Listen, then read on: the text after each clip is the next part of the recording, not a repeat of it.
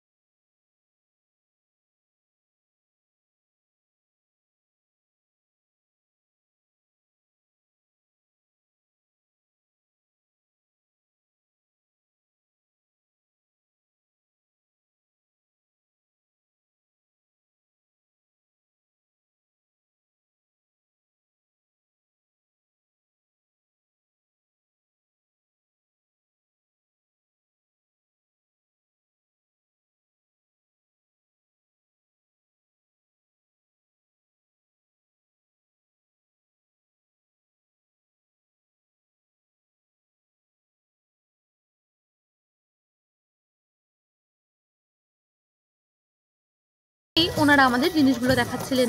তাই প্রত্যেক রাউরকেলাবাসীর ডিসেম্বরে এই উইন্টার মার্কেটটার জন্য অপেক্ষা করে থাকেন। আর এসে আমাদের জন্য অপেক্ষা করছিল এই সারপ্রাইজটা। আমার, তন্নির এবং ওর সোনা মায়ের জন্য এই ফুল আর চকলেট এনেছিলেন তন্নির বাবা। আমরা তো ভীষণ অবাক। এই সারপ্রাইজ দিয়ে শেষ হয়েছিল আমাদের দ্বিতীয় দিন। 3 আর 4 নম্বর দিনটা কেটেছিল একটু অদ্ভুত ভাবে। কলকাতা থেকে রাউরকেলা এই লম্বা জার্নির পর আমরা প্রায় প্রত্যেক দিনই বেরিয়েছিলাম বাইরে। তাই 3 নম্বর দিনটা আমরা একটু ল্যাদ খেয়ে কাটিয়েছিলাম।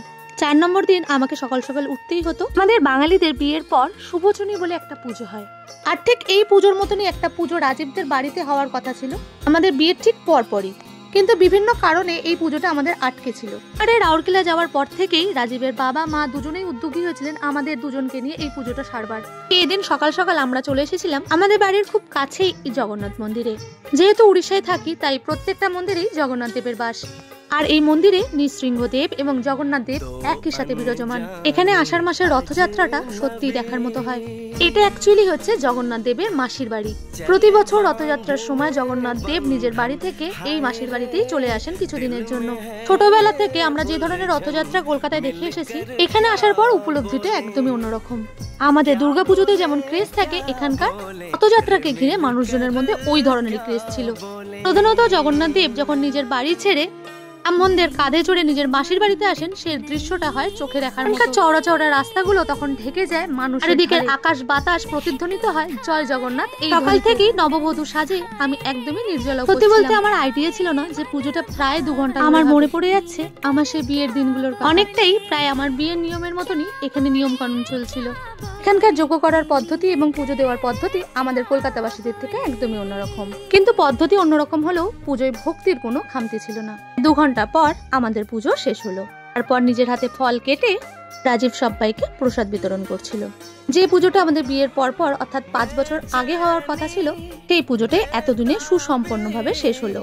পুজো শেষ হওয়ার পর আমাকে খুব তাড়াতাড়ি বাড়ি যেতে হতো, কারণ বাড়ি গিয়ে আমাকে বেশ কয়েকজনের জন্য রান্না করতে হতো। আমাদের সাথে মন্দিরে যারা যারা গেছিলেন তাদের সবার জন্য লাঞ্চ তৈরি করতে হতো। ছেলেকে ঘুম থেকে তুলে ওকে খাইয়ে দিয়েছিলাম। এইভাবে শেষ হলো আমাদের 4 নম্বর দিন।